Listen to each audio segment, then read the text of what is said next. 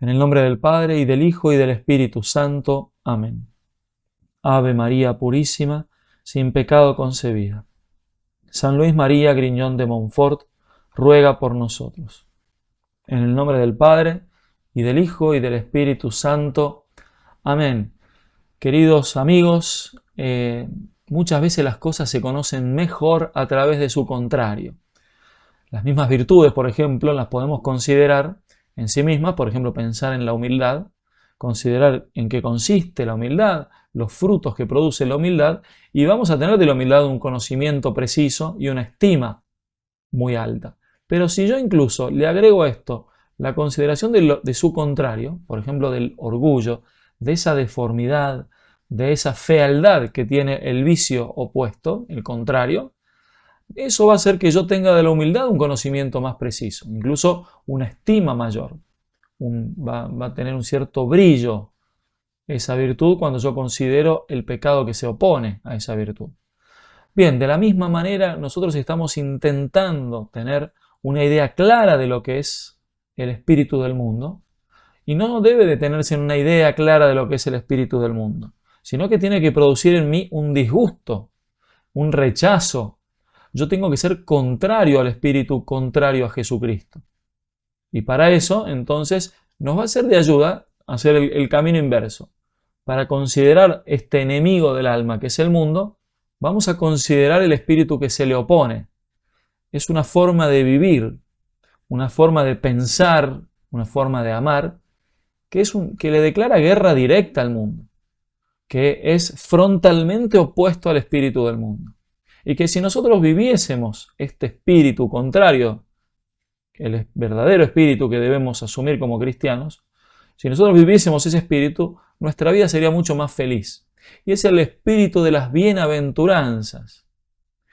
Ustedes sabrán bien, a partir en el Evangelio de Mateo, en el capítulo 5 y siguiente, ahí comienza lo que es conocido como el Sermón de la Montaña. Jesús, en una parte muy alta, comenzó a dar un sermón y se dice que es el sermón, es el discurso, digámoslo así, más revolucionario de la historia de los discursos. Piensen en los hombres más revolucionarios de la historia. Bueno, Jesucristo con ese discurso los superó totalmente a ellos, porque Jesús va a explicar, va a comenzar ese sermón de la montaña con las 8 bienaventuranzas. Es decir, Jesús va a comenzar diciendo cuáles son las cosas que hacen al hombre feliz. Y esas cosas que Él va a enseñar, que son el motivo de la felicidad, son cosas que, como sabrán, se le oponen diametralmente al mundo. Son 8 las que Jesús nos va a nombrar. Él va a decir, bienaventurados los pobres, felices los pobres. Díganme alguno de ustedes, los desafío a que me proponga aquí, que en algún diario, en alguna noticia, se alabe la pobreza como algo deseable. Nadie desea la pobreza, pero todos desean la felicidad, y Jesucristo te dice que si sos pobre vas a ser feliz. Va a decir aún más, bienaventurados los mansos, bienaventurados los que lloran, bienaventurados los que tienen hambre y sed de justicia, bienaventurados los misericordiosos, los limpios de corazón, los que trabajan por la paz, bienaventurados los perseguidos, los calumniados. Bien, es evidente que es un espíritu muy revolucionario el de nuestro Señor. Nosotros vamos a hablar en distintos ámbitos de estas 8 bienaventuranzas. El motivo de la felicidad es el alma que ya de por sí hizo un acto contra el mundo y tiene su corazón puesto en la eternidad, en el cielo. De hecho, no es llorar, no es la pobreza, no es el hambre y sed de la justicia lo que hace feliz al hombre, sino que son el medio por los cuales el hombre va a conseguir la felicidad. Porque Jesús va a decir, bienaventurados los pobres de espíritu, porque de ellos es el reino de los cielos. Si sos pobre de espíritu, vas a ganar el cielo. Por eso, quien es pobre, quien hoy carece de ciertos bienes, vamos a analizarlo de todos modos, puede declararse feliz, porque significa que va a recibirlos después de esta vida. como Jesús dice al rico Epulón, tú has recibido ya tus bienes en esta vida. Lázaro, el pobre Lázaro, recibió males. Es justo que él ahora goce. Es justo que goce quien sufrió en esta vida. Es justo ante Dios. Y Dios, siempre fiel a sus promesas, nos va a dar todo lo que no hemos tenido en esta vida. Bien, entonces significa que yo tengo mi corazón ya puesto en los bienes celestiales. Que yo no soy un necio. Yo no soy una persona de mirada meramente horizontal, de mirada corta, sino que yo ya aspiro a lo grande, a lo santo, a lo sublime, que es el paraíso. Y por eso la bienaventuranza propiamente va a hablar del premio eterno que vamos a recibir. Eso es verdad. Pero hay algo más que tienen las bienaventuranzas. Y eso lo saco de un sacerdote de nuestra congregación, de mi congregación en el Instituto del Verbo Encarnado, el padre Miguel Ángel Fuentes, donde él dice que las bienaventuranzas son el signo de una personalidad humanamente madura. Es decir, la persona que vive las bienaventuranzas es psicológicamente equilibrada. Y quien no vive las bienaventuranzas es una persona que psicológicamente no va a ser equilibrada. Incluso por eso vamos a comprender por qué, así como decimos, quien vive las bienaventuranzas, quien vive la pobreza, Jesús va a decir, va a ser feliz el pobre, va a ser feliz el manso, el misericordioso. Nosotros podríamos decir que todo lo contrario, no va a ser feliz el rico, no va a ser feliz el violento, no va a ser feliz aquel que no se compadece, aquel que no es caritativo. Es decir, esa infelicidad produce siempre una inestabilidad humana incluso. Nosotros tenemos que saber que las bienaventuranzas son para todos, no son para algunos.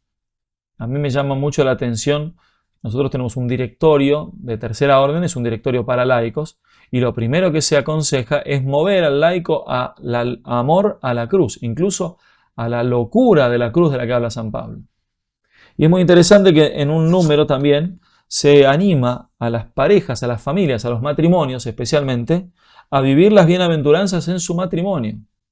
Si una pareja, piensen ustedes, viviese las bienaventuranzas, si aceptase la pobreza, si fuese misericordioso, si trabajara por la paz, si buscase siempre el perdón, nosotros vamos a considerar esto. Si fuese madura según las bienaventuranzas, sería una pareja perfecta. De verdad es así. La pareja perfecta no existe. Y si aman las bienaventuranzas, existiría. Si viviésemos el espíritu de las bienaventuranzas, sería ya una pareja que podríamos definir perfecta según la perfección que en esta vida se puede alcanzar. Y nosotros tenemos que recordar que ese santo laico joven, que es ahora beato, recientemente el Papa León dijo que su canonización será el 7 de septiembre, el beato Pier Giorgio Frassati, cuando fue beatificado por Juan Pablo II lo definió con estas palabras. Lo definió el joven de las bienaventuranzas. Es decir, un joven que vivió en plenitud de las bienaventuranzas. Por eso son para todos, no son para algunos. Y por eso cada uno de nosotros tiene que tomar muy en serio, examinarse sobre cómo vivo yo las bienaventuranzas del Evangelio. Y vamos a hacerlo. Primero tomaremos cada una de las bienaventuranzas, diremos en qué consiste, y después haremos una especie de pregunta que cada uno puede hacer o pueden encontrar en el texto que les ofrecemos en la descripción, para examinarse e incluso hacer de este examen el examen de toda la vida. Porque al final, si nosotros vivimos el espíritu de las bienaventuranzas, vivimos el Evangelio en plenitud. Se dice que el Sermón de la Montaña es un resumen del Evangelio entero, unos pocos capítulos del Evangelio de Mateo, del 5 en adelante. Pero se dice que las bienaventuranzas son un resumen del Sermón de la Montaña, o sea que en estas 8 indicaciones de Jesús encontramos todo lo que en el Evangelio se nos ha enseñado. Vamos a pasar entonces a considerar cada una de estas bienaventuranzas y cómo de cada una de ellas depende no solo nuestra felicidad sobrenatural, sino incluso la natural. De hecho, nosotros sabemos que cada bienaventuranza nos pone delante de nuestra actitud ante cada una de las realidades de nuestra vida, ante los bienes exteriores, ante las pasiones, por ejemplo, delante de qué actitud tengo yo de la búsqueda de la santidad, de mis pecados, en la esfera afectiva, en el resentimiento, etc.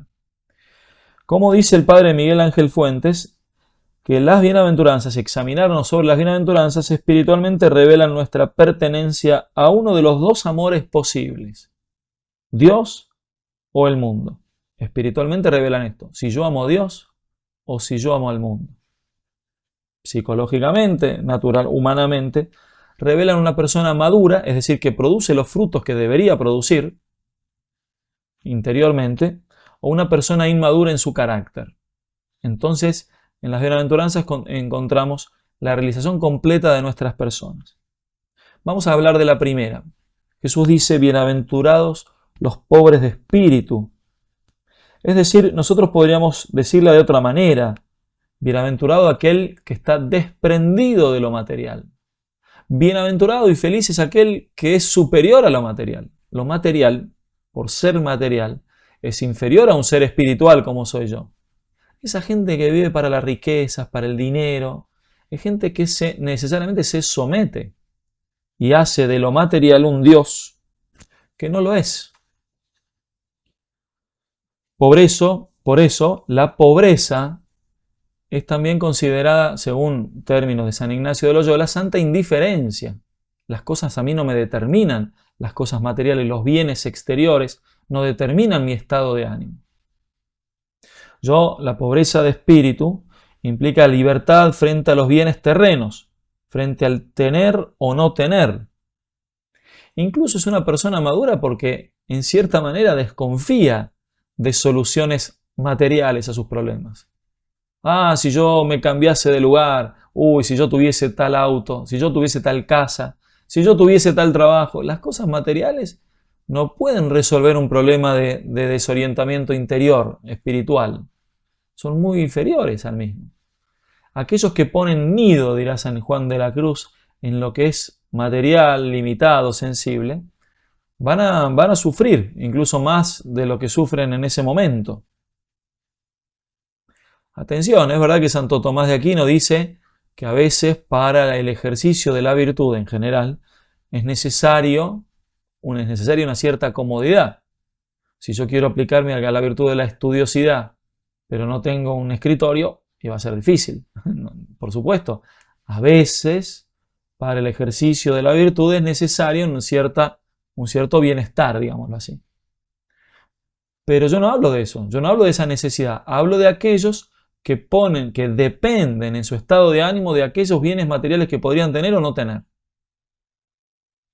En cambio, el pobre de espíritu, aquel que se olvida de sí mismo, es la persona que realmente ante todo tiene serenidad ante cualquier dificultad material. Yo he visto muchas personas tener grandes problemas, incluso económicos, y conservar una serenidad total, estando dispuesto incluso a que vaya mal una cosa, una situación. Uno ya está mejor dispuesto a eso. Tranquilidad en situaciones difíciles, la confianza que se deposita solamente en Dios. A mí me pasó una vez de que invitamos un grupo de familias a visitarnos al seminario. Los que conocen el seminario nuestro en Argentina pueden imaginar, nosotros en el seminario de Italia, por supuesto que tendremos una estructura mejor, pero medio que somos los mismos en todos lados nosotros. Y una familia que vino a visitarme, veían nuestra cocina, veían nuestra despensa y empezaban a sufrir. Y la señora me dice, padre, te pido disculpas, pero me da mucha pena ver cómo viven ustedes. Y le digo, ¿pero por qué? Y porque no tienen comida buena, a mí me da pena eso. Le digo, bueno, no te ofendas, pero a mí me da más pena vivir como vivís vos a como vivo yo. Así te soy sincero, no te ofendas, pero me das más pena vos a mí. ¿Y por qué? ¿Por qué te doy pena? Digo, porque yo no sufro. Yo sé que lo que tengo me lo manda Dios. Si es menos bueno, si es más bueno, puede ser, lo distingo. No es que uno perdió la capacidad de distinguir una comida buena de una no buena, pero uno tiene el alma libre. Sé que lo que tengo es lo que Dios quiere que yo tenga. Y eso para nosotros ya está. No necesitamos más. Y la mujer me reconoció que es verdad. Ella está siempre preocupada de a ver si tendré, si no tendré. El pobre no tiene esa preocupación, el pobre de espíritu, porque el pobre material puede ser un resentido también. Puede ser una persona que está todo el tiempo maldiciendo su suerte. Por eso el olvido de sí hay que entenderlo en su manera precisa, y es el hecho de olvidarse de los problemas que son inferiores a la persona. Por eso podríamos hacernos una pregunta para examinar nuestra pobreza espiritual. ¿Estoy apegado a alguna persona o alguna cosa? Es decir, ¿pongo mi estado de ánimo en dependencia de tener o no tener algo? Ahí ya hay una exageración. Pongo mi dependencia en el celular, pongo mi dependencia en la televisión, en la película, en lo que sea. ¿Cuáles son mis miedos? ¿A qué le tengo miedo? Eso revela mucho si yo estoy apegado a una cosa. ¿Qué efecto ha causado el apego a la confianza en las cosas terrenales tanto en mí como en los demás? ¿Vivo pensando en mí? Eso es una buena pregunta, porque el pobre espiritualmente está desprendido. Es uno que tiene también incluso el sentido del olvido de sí mismo. Es decir, no está encerrado en lo que él quiere, lo que él debería, lo que está pensando en donarse, está pensando en vivir libre, digamos, ¿no? A mí me sucedió de una persona que le pedía ayuda en una obra apostólica, y que después de 2 años esa persona tenía depresión. Esa persona me vino a agradecer porque se había curado de la depresión. Yo me había dado cuenta que se había curado, pero no sabía bien por qué. Pero esta persona me dijo: en esta obra que me pediste que haga, yo encontré el remedio a mi depresión, porque lo que yo necesitaba era olvidarme de mí mismo. Y aquí uno no tiene tiempo de pensar en uno mismo. Y eso es algo muy sano para nosotros, para nuestra vida personal. Por eso estar todo el tiempo pensando en mí, pensando en cómo me miran los otros, porque también está esa avaricia, ese deseo, no de bienes materiales, pero sí de bienes espirituales, como la fama, la estima de los demás. La pobreza es sobre todo espiritual, incluso respecto a bienes espirituales. La estima de los demás, el aplauso de los demás. Si estoy muy apegado a eso, bueno, voy a sufrir. Jesús me dice: ¿estás libre de eso? Vas a ser feliz. Vas a ser feliz. Esta es la primera bienaventuranza. Vamos a pasar a la segunda. Jesús va a decir: bienaventurados los mansos. El manso no es el apático, el que no entiende lo que le sucede alrededor, el que no reacciona ante lo que sucede. No es el que no tiene pasiones, pero por así decirlo. El manso es el que domina las pasiones, es el que es señor de lo sensible también, ¿no? El mundo tiene todo el discurso contrario. No hay que dominar las pasiones. Hacele caso a tu sed, Sprite. Y no hablemos de lo que es liberar lo que es la sexualidad, lo que es esa adrenalina de los deportes extremos. Y así, por ejemplo, cuando ahora estaba viendo que quieren hacer del satanismo religión oficial, y estaba viendo algunos videos de una joven que presenta quién es Satanás en realidad, y dice: Satanás es alguien que en realidad no es malo, decía esta joven, aquí en Italia lo escuché. Él quiere que seas tú mismo. ¿Qué es ser tú mismo? En cambio, la religión cristiana te da obligaciones, te dice que deberías cambiar, deberías mejorar. Satanás quiere que seas vos mismo, es decir, que te dejes llevar por lo que se te ocurra, digamos, ¿no? Por lo primero que se te venga a la mente. Y eso es un problema que incluso puede llevar a la locura. La persona que sigue sus pasiones también puede convertirse en un asesino serial. Y también siguió su pasión al final. En cambio, el manso es aquel que es dueño de sus pasiones, es el que es capaz de domar a su corazón y que sabe tener de estos la guía, porque es imposible, no es que él no tiene pasiones. Cada uno de ustedes que me está escuchando tendrá movimientos interiores, a veces más violentos, a veces menos violentos. El manso es el que se amansó a sí mismo ante todo, domó su espíritu, lo que en la Sagrada Escritura también se va a llamar como espíritu de príncipe. Por ejemplo, es la persona que logró la sumisión de la pasión de la ira. Así como yo domaría a un animal impulsivo y caprichoso, así domo yo a mi corazón, a mi deseo de resentimiento, de venganza, ¿no? De este dominio se derivan innumerables bienes para el alma. La paz que brota de la quietud de las pasiones, gran fuerza espiritual, pues quien se domina tiene a su servicio toda la energía que consumirían sus pasiones incontroladas, como dice la imitación de Cristo. El que se domina a sí mismo es en verdad dueño del mundo entero.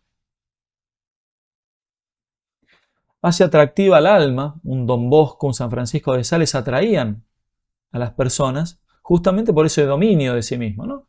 El padre Loring es muy simpático como lo explica, de lo que es la belleza en un cierto momento. Él pone el ejemplo de Madre Teresa, el sacerdote español también, de mucho fuego y muy espontáneo, incluso muy simpático en su modo de predicar. Y él dice de haber encontrado a Madre Teresa y dice que realmente era bastante fea, decía él, ¿no? Lo tengo que admitir, pero inmensamente atractiva.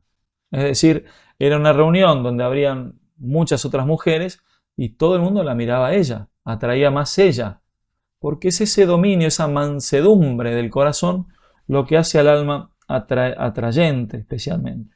Por eso hay que preguntarse si yo soy resentido, si maltrato a los demás con mis palabras, con mis modos. Por ejemplo, soy vengativo, esa palabrita para hacer daño con la que a veces creo de sentirme mejor. Y así especialmente en el dominio de las pasiones. Las pasiones no son malas, tampoco son buenas. Lo serán si obedecen o no a la razón. El manso es el que las domina. Yo creo que fue San Felipe Neri que le aconsejó a esa mujer, que le vino a hablar de que su marido era muy pesado, muy violento, y San Felipe Neri se dio cuenta de que la mujer también era un poco pesada. Entonces le propuso lo siguiente: mira, hagamos una cosa, le voy a agarrar una botella, le dio agua, le dijo, esta es agua milagrosa. Cuando su marido se comienza a poner pesado, violento, usted toma el agua, la conserva en la boca y va a ver que su marido se va a ir calmando. Y así fue que le volvió a los pocos meses a pedirle más agua, que funcionaba a la perfección, y San Felipe le explicó que San Felipe Neri creo que era, que quizás era otro, que fue justamente por el no responder, por el dominar la lengua en esa situación, ¿no? Esas personas que cuando están nerviosas creen que gritando más van a obtener el efecto que desean y lo único que obtienen es empeorar la situación. Bueno, preguntarse, me cuesta pedir perdón, soy capaz de perdonar, eso lo hace un manso. Bienaventurados los que lloran, va a ser la tercera bienaventuranza. Pero especialmente, como unánimes observan los padres espirituales, se trata de los que lloran sus pecados especialmente. Son bienaventurados aquellos que reconocen sus faltas. Hoy también hay toda una corriente psicológica mundana y es que todo lo malo que hiciste es por culpa de otro, de tus padres, de tu pasado, de que esta persona... Y no hay ninguna acción libre en este mundo. O sea que nadie se equivoca, sino que se equivocan los otros. Ahora, si viene el otro a hablarme, le tengo que decir que se equivocó de nuevo el anterior. Y todo es esa confusión propia del espíritu del mundo, pero que debemos estar muy atentos porque es muy común en nuestro tiempo. Nosotros tenemos que llamar las cosas por lo que son. El pecado es un acto libre, deliberado, de ofender a Dios, como vimos en la tercera catequesis, en la cuarta catequesis, y por eso hay que pedir perdón. Somos responsables de nuestras acciones. Yo respondo de mis acciones. Eso significa ser responsable, es el que debe responder. Y de tus acciones libres nadie te obliga. Cuando pecaste, nadie te obligó a pecar. Te habrán dado mal ejemplo, habrán creado la situación, pero el acto del pecado es tuyo. Y llorarlo es bueno, es sano, como Pedro. Pedro que lloró al escuchar cantar el gallo. Existe, es verdad, una tristeza que lleva a la muerte, dice la Sagrada Escritura, y una tristeza que lleva a la vida, es decir, un llanto por los pecados. Por ejemplo, Judas también se arrepiente de sus pecados, pero le faltó el aspecto fundamental de este llanto, que Pedro sí lo tuvo, que es mirar a Cristo. Cuando Judas está cometiendo el pecado, Jesús le quiere recordar ese aspecto. Por eso Jesús, cuando Judas lo besa, le dice, amigo, amigo lo llama. Él te sigue considerando amigo. Y por eso, si bien Pedro también lo traiciona, sabe que Jesús todavía es su amigo. Y por eso su llanto es un llanto que lleva al perdón, justamente a la purificación.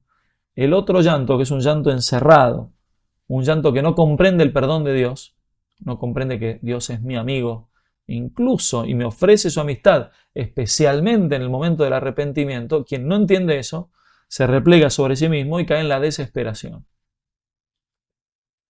Por eso, ante todo, capacidad de reconocer mis faltas.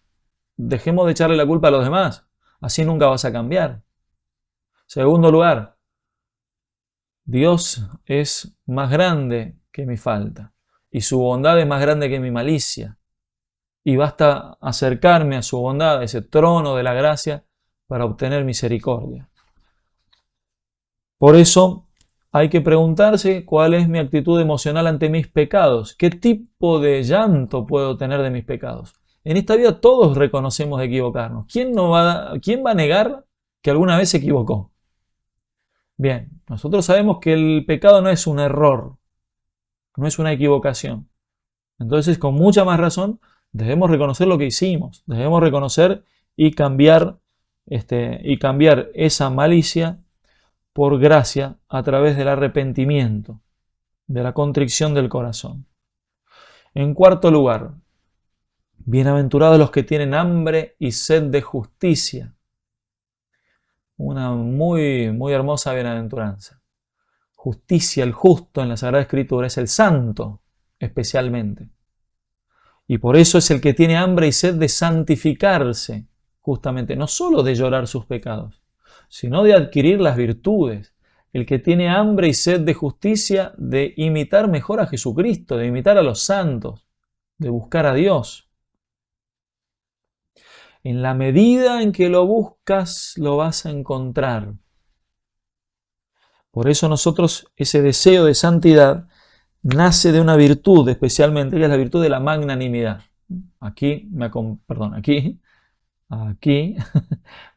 el escudo de nuestra escuela y nosotros hemos puesto como lema ad maiora natus sum, es decir, nací para lo grande, pero en realidad, maiora, para lo mayor, pero maiora en latín es comparativo, es decir, para lo más grande, para lo excelso, para lo excelente, para lo sublime, no para lo bueno, no para lo que está muy bien, sino para lo máximo. Y cada uno de ustedes tiene que entender eso, que está llamado a la grandeza, solo por haber sido creado por Dios a imagen y semejanza suya, está llamado a una grandeza que supera cualquier grandeza de este mundo, que es justamente participar de esa condición que solo Dios tiene, que es su santidad. Solo Dios es santo, porque la santidad significa trascendencia, elevación, incluso una separación de todo lo que es inferior. Bueno, Dios te ofrece la oportunidad de acercarte a su santidad, a esa santidad que solo Él tiene y que Él te la pueda transmitir. Por eso nosotros debemos comprender que el que renuncia a la santidad va a buscar siempre una vida mediocre, una vida de desilusión, necesariamente.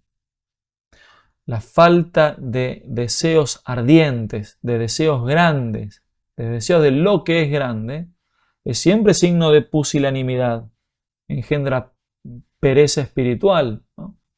Víctor Frankl, que estuvo en campos de concentración, él notaba cómo el hombre se define en base al fin que busca.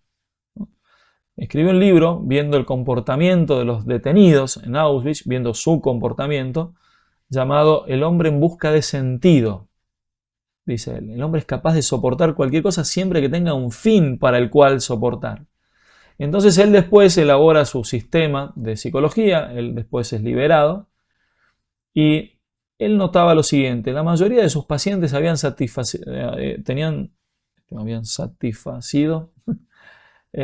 perdón, mi mezcla con el italiano que a veces me confunde, que habían ya completado, digamos, todos sus deseos elementales de comida, de riqueza, de comodidad, pero les faltaba un deseo trascendente. Es decir, cuando sus pacientes de depresión, sus pacientes que estaban, decía él, en un aburrimiento mortal, aquellos que no encontraban sentido de la vida, el sentido a dónde voy, hacia dónde voy, a qué fin voy, esos necesitaban tener de ese fin un fin superior, porque tenían algún fin, trabajar, ganar dinero, pero eso no satisfacía al alma. Y por eso él lo que hacía era elevarles ese fin. Bien, él no era cristiano ni siquiera. Nosotros que lo somos, debemos saber que nuestro fin es tan grande como Dios mismo. Bienaventurados los misericordiosos, son aquellos que se compadecen del prójimo, son aquellos que hacen de la miseria del prójimo su propia miseria. Ese sentido de compasión hace que uno salga de sí mismo. El ejemplo que yo les ponía de esa persona que, ayudando a los demás, se olvidó de sus problemas. Y la persona que, porque una cosa es estar triste, a veces puede suceder, muere una persona, un pariente, alguien que queríamos, y por supuesto que la tristeza es humana. Ahora, la depresión no es una tristeza, sino que es estar triste por el hecho de que yo me veo triste. Yo no quiero verme triste, entonces me entristezco porque me veo triste y la tristeza de verme triste me entristece y así. Es eso, es estar encerrado en uno mismo. Abrir el corazón a los demás, a la necesidad de los demás, es incluso una actitud sana de la persona madura, de esa persona que por supuesto que va a pensar en sí mismo. Dice, yo nunca me dediqué tiempo a mí mismo. Siempre vamos a dedicar tiempo a nosotros mismos. Eso es muy difícil que suceda. Pero esa necesaria donación a los demás, donación a Dios, donación al prójimo, eso habla de una afectividad sana, de una consideración de sí mismo sana, no exagerada. Si yo estoy todo el tiempo encerrado en mí mismo, evidentemente eso produce las patologías más habituales que vemos en nuestro tiempo. Me lo dijo un psiquiatra una vez hablando, me contaba que es imitar en cierta manera el diablo, que es un ser egoísta, replegado sobre sí mismo, rechaza a Dios con tal de conservarse solo la mirada hacia sí. Acepta ser un ser condenado, de sufrir las penas del infierno, con tal de poder seguirse viendo a sí mismo. Y en cierta manera, no por supuesto que todas las personas que tengan estas enfermedades sea causada por ello, es la sociedad a veces que lleva eso, que lleva mecanismos de consideración que son así, no es que la persona sea siempre culpable, para nada. Por lo general las personas que sufren realmente en este momento, al menos en nuestro tiempo, en cierta manera son víctimas de una sociedad también, ¿no? En este sentido son víctimas, estará el sentido del pecado que es distinto. Pero nosotros tenemos que justamente comprender que una afectividad sana es una afectividad que sale de sí, que no está encerrada en sí misma. Jesús hablará también como sexta bienaventuranza la de los limpios de corazón, y tendría muchísimas referencias, pero nosotros la limitamos, siguiendo siempre al Padre Fuentes, como lo estoy haciendo en cada una de las bienaventuranzas, a bienaventurados a los que son puros, a los que viven la castidad, la virtud de la pureza. La pureza es un elemento esencial de una madurez humana. Si la persona madura, la persona equilibrada es sana. E incluso, dirá Don Bosco, el joven puro es un joven santo. Es decir, incluso en la edad juvenil, la pureza coloca, dice Don Bosco, al joven en una dignidad superior, por así decirlo. Los hace dignos de una virtud más angelical que humana. La pureza en el joven lo hace más cercano a los ángeles que a los hombres incluso, ¿no? Y esta actitud no solo se corresponde en lo que se refiere a a actos, sino también a los pensamientos, a las intenciones, a la consideración del prójimo. De esa manera, el puro es verdaderamente puro. Por eso, la falta de esta condición, que se presenta en el vicio de impureza, bajo cualquier forma, es uno de los trastornos más destructivos y degradantes de la persona, se dice. Funciona como funciona la droga, incluso, explican muchos. Hay una conducta desordenada, se convierte primero en un vicio que puede terminar en una adicción, como generalmente sucede, así como las dependencias, como la droga, que se pasa de un estado a otro cada vez peor, ¿no? Produce insensibilidad ante el pecado, ante lo inmoral, produce una vida necesariamente más carnal, produce sumergirse en el espíritu del mundo necesariamente.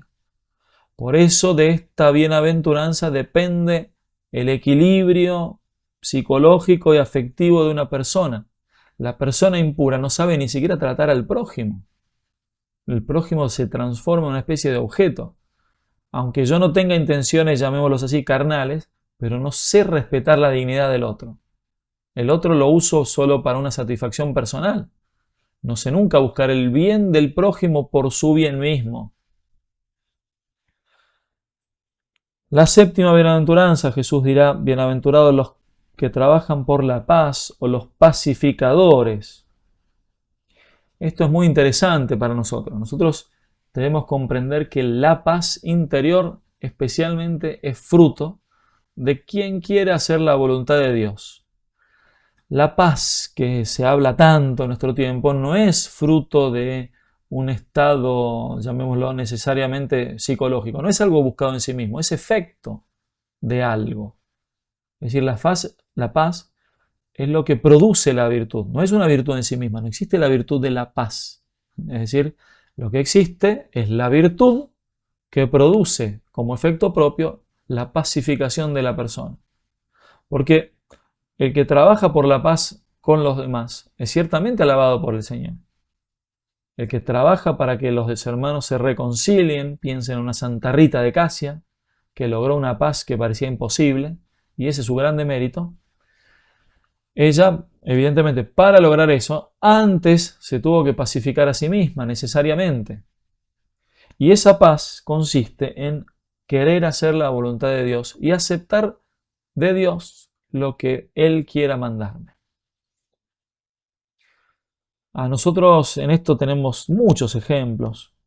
Que yo recuerdo el padre Ortego en San Rafael, un sacerdote diocesano que vivía con nosotros. Yo era seminarista, un sacerdote muy directo también. Él me decía, una vez lo vi caminando y me acerco, digo, ¿cómo anda, padre? Bien. Entonces, para sacarle un tema, le digo, qué feo día hoy, ¿no? Estaba nublado. Y me dice, es feo día. ¿A usted no le gusta? Él nos daba de usted a los seminaristas. ¿A usted no le gusta este día? Y bueno, digo, mire, a mí me gustaría que haya sol. Dice, no, a mí me gusta nublado. Dice, cuando está nublado, a mí me gusta que esté nublado. Y cuando hay sol, me gusta que haya sol. Y a mí me gusta lo que a Dios le gusta. Me dice, usted en cambio se complica la vida. Usted va a ser triste, va a estar triste toda su vida. Me dijo.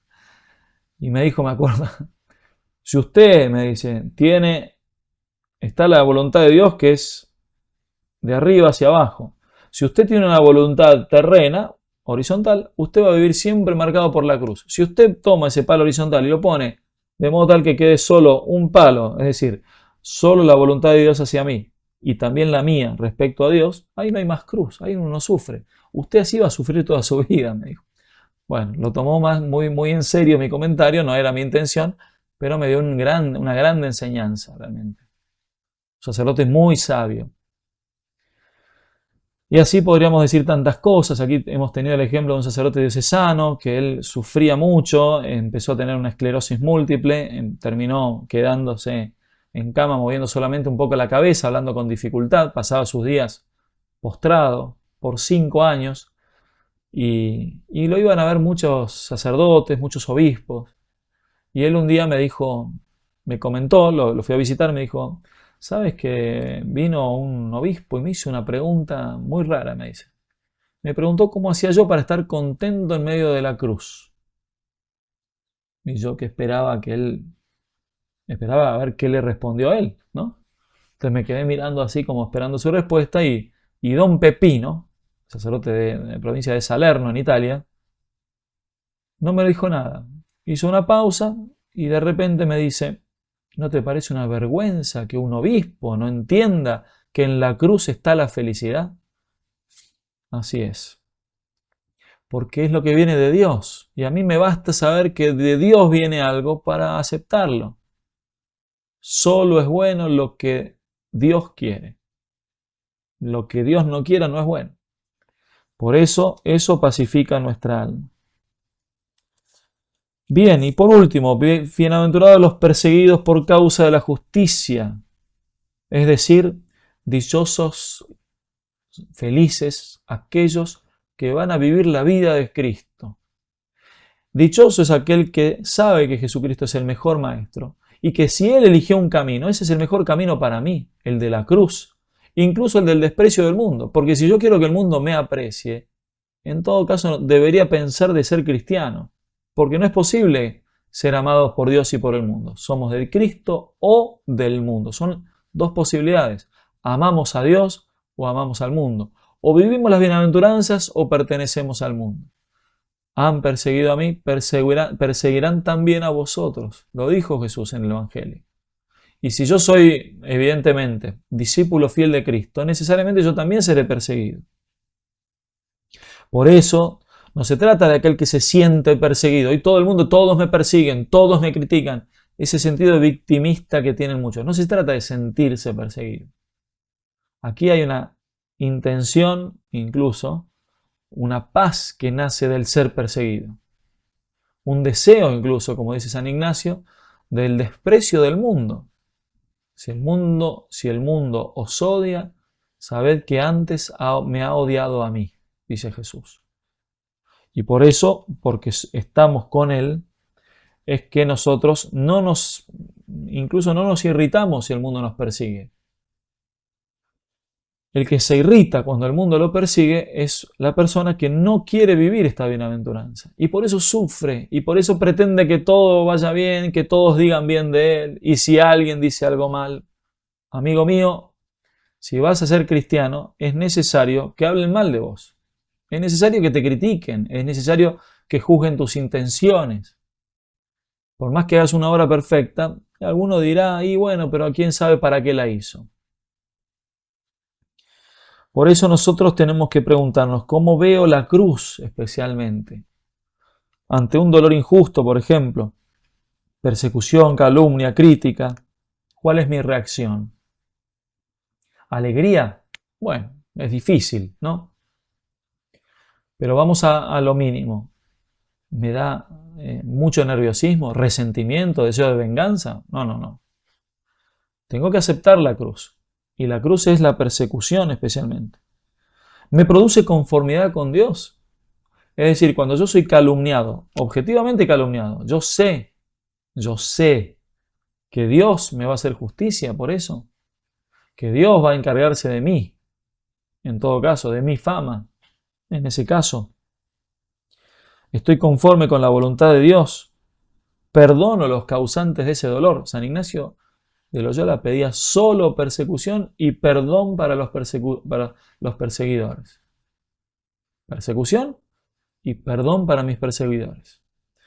Por eso, queridos amigos, vamos a pedirle a la Virgen especialmente que este espíritu de las bienaventuranzas realmente nos atrape y nos transforme en el espíritu de su Hijo, que es el único espíritu al que queremos alcanzar a través de la mediación de la Santísima Virgen María, que vivió las bienaventuranzas como nadie en este mundo. Que ella nos la enseñe a cada uno de nosotros. Un saludo muy grande a todos, que Dios los bendiga y Reye o María.